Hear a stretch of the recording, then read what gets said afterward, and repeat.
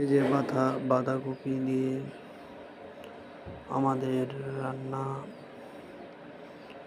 চচ্চড়ি এবং বিনস, তারপরে এই যে আপনাদেরকে দিয়েছিলাম সিলভার মাছের ভিডিও, সেই সিলভার মাছের রান্না দিয়ে আজকে বাঁধাকপি চচ্চড়ি এবং ধনেপাতা। ভালো লাগলে লাইক কমেন্ট শেয়ার করে জানাবেন বন্ধুরা,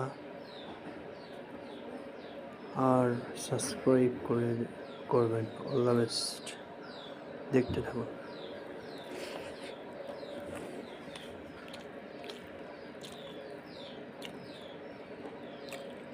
অসাধারণ।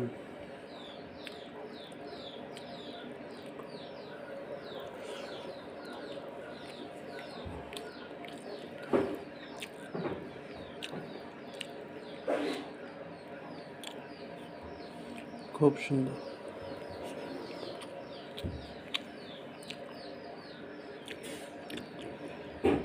অসাধারণ অসাধারণ।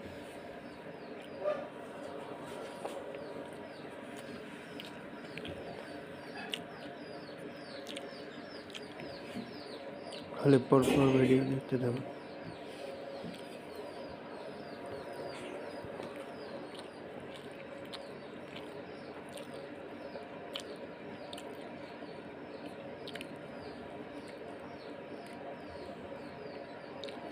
এখন হয়ে গেল এখন মাছ।